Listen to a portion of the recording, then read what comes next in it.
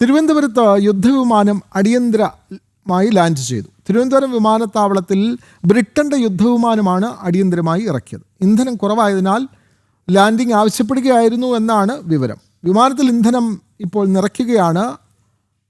ഇതിൻ്റെ ദൃശ്യങ്ങൾ ജനം ടിവിക്ക് ലഭിച്ചു. വിവരങ്ങളുമായി എസ് ശാലിനി ചേരുന്നു. ശാലിനി, തിരുവനന്തപുരം വിമാനത്താവളത്തിൽ ഒരു യുദ്ധവിമാനം, ബ്രിട്ടന്റെ യുദ്ധവിമാനം അടിയന്തരമായി ലാൻഡ് ചെയ്തിരിക്കുന്നു. അവിടെ ആ വിമാനത്തിന് ഇന്ധന കുറവായതിനാൽ അടിയന്തരമായി ലാൻഡിംഗ് ആവശ്യപ്പെടുകയായിരുന്നു എന്നാണല്ലോ വിവരം. എന്തായാലും ആ വിവരം വളരെ കൃത്യമാണ്. ഇന്ധനം നിറയ്ക്കുന്നതിൻ്റെ തത്സമയ ദൃശ്യങ്ങൾ നമുക്ക് പ്രേക്ഷകരിലേക്ക് എത്തിക്കാനും കഴിയുന്നുണ്ട്.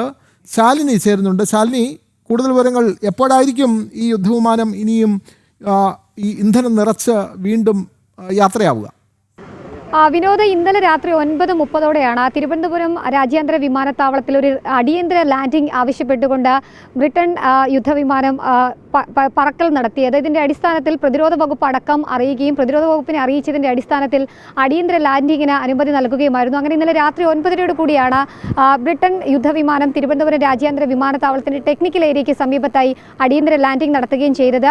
പ്രിൻസ് ഓഫ് വെയിൽസ് എന്ന് പറയുന്ന ബ്രിട്ടന്റെ യുദ്ധ കപ്പലിൽ നിന്ന് പരീക്ഷണ പറക്കലിന് പറന്ന വിമാനമാണ്. പിന്നീട് പരീക്ഷണ പറക്കൽ നടത്തി നിരവധി തവണ പറക്കൽ നടത്തിയതിൻ്റെ അടിസ്ഥാനത്തിൽ ഇന്ധനം തീരുകയും തിരുവനന്തപുരം മേഖലയുടെ സമുദ്ര തീരത്തിൽ നിന്നും ഏകദേശം 100 നോട്ടിക്കൽ മൈൽ അകലെ വെച്ച് ഇതിൻ്റെ ഇന്ധനം പൂർണ്ണമായി തീരുകയും അടിയന്തര ലാൻഡിംഗ് ആവശ്യപ്പെടുകയും ചെയ്തത്. പിന്നീട് കേന്ദ്ര പ്രതിരോധ മന്ത്രാലയവുമായി അറിയിക്കുകയും രാജ്യാന്തര ഇടപെടൽ നടത്തിയതിൻ്റെ അടിസ്ഥാനത്തിൽ കൂടിയാണ് ഈ യുദ്ധവിമാനം തിരുവനന്തപുരത്ത് അടിയന്തരമായി ലാൻഡ് ചെയ്യുകയും ചെയ്തത്. നമ്മളിപ്പോൾ ദൃശ്യങ്ങളിൽ ചിലതടക്കം പ്രേക്ഷകരിലേക്ക് എത്തിക്കുന്നത് ഈ യുദ്ധവിമാനത്തിൻ്റെ F-35 എന്ന് പറയുന്ന ബ്രിട്ടൻ യുദ്ധവിമാനമാണ്. ആ യുദ്ധവിമാനത്തിൽ ഇന്ധനം നിറയ്ക്കുന്നത് അടക്കമുള്ള ദൃശ്യങ്ങൾ പ്രേക്ഷകരിലേക്ക് ജനം ടിവിയിലൂടെ എത്തിക്കുകയാണ്.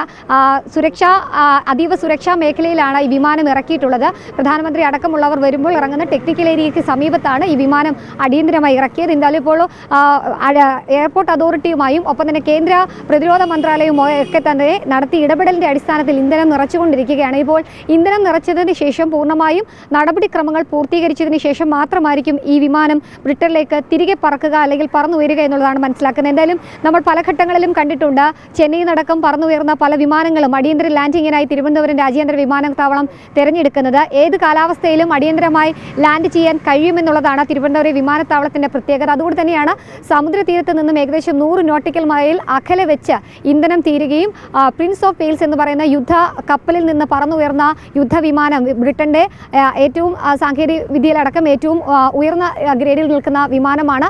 ആ വിമാനം പിന്നീട് സമുദ്ര അതിർത്തിക്ക് സമീപത്ത് വെച്ചുകൊണ്ട് ഇന്ത്യയുടെ പ്രതിരോധ വകുപ്പിനോട് അതുമായി ബന്ധപ്പെട്ട ഇടപെടൽ നടത്തുകയും ചെയ്തതിൻ്റെ അടിസ്ഥാനത്തിലാണ് ഈ പ്രതികൂല കാലാവസ്ഥയിൽ ലാൻഡ് ചെയ്യാൻ കഴിയാത്ത സാഹചര്യം, ഒപ്പം തന്നെ ഇന്ധനം തീർന്ന പശ്ചാത്തലം, അങ്ങനെ തിരുവനന്തപുരത്ത് ലാൻഡ് ചെയ്യുകയും ചെയ്തത്. എന്തായാലും ദൃശ്യങ്ങളിലേക്ക് നമ്മൾ എത്തിക്കുന്നത് അല്ലെങ്കിൽ പ്രേക്ഷകരിലേക്ക് എത്തിക്കുന്ന ആ ഇന്ധനം നിറയ്ക്കുന്ന ദൃശ്യങ്ങളാണ്. എന്തായാലും ഇതിന് ശേഷം പൂർണ്ണമായും ടാങ്ക് നിറച്ചതിന് ശേഷം പ്രതിരോധ മന്ത്രാലയവുമായുള്ള ഇടപെടൽ, ഒപ്പം തന്നെ ഇന്ത്യൻ വായുസേനയും കരസേനയും അടക്കമുള്ളവരുടെ ഇടപെടൽ, ആ ഇടപെടലും പേപ്പർ വർക്കുകളും അടക്കം പൂർത്തീകരിച്ചതിന് ശേഷം സുരക്ഷാ ക്രമീകരണങ്ങൾ, സുരക്ഷാ പരിശോധനകൾ കൂടി പൂർത്തീകരിച്ചതിന് ശേഷം മാത്രമായിരിക്കും ഈ വിമാനം പറന്ന് വീണ്ടും ബ്രിട്ടനിലേക്ക് പോകുക എന്നുള്ളതാണ് നമ്മൾ മനസ്സിലാക്കുന്നത്. അതിൽ നിന്ന് വൈകുന്നേരത്തിനകം തന്നെ തിരികെ ഈ വിമാനം പോകുമെന്നുള്ളതാണ് നിലവിൽ അറിയാൻ സാധിക്കുന്നത്. വിനോദ്, വ്യക്തമാണ്. തിരുവനന്തപുരത്താണ് ബ്രിട്ടന്റെ യുദ്ധവിമാനം അടിയന്തരമായി ലാൻഡ് ചെയ്തത്. ഈ ബ്രിട്ടന്റെ വിമാനത്തിൽ ഇന്ധനം കുറവായതിനാൽ അവർ ഭാരതവുമായി ഈ കാര്യം ആവശ്യപ്പെടുകയും അത്തരത്തിൻ്റെ ആ ഒരു വിവരത്തിൻ്റെ അടിസ്ഥാനത്തിലാണ് വിമാനം ഇന്ധനം നിറയ്ക്കാനായി തിരുവനന്തപുരം വിമാനത്താവളത്തിൽ ഇറങ്ങുകയും ചെയ്തത്.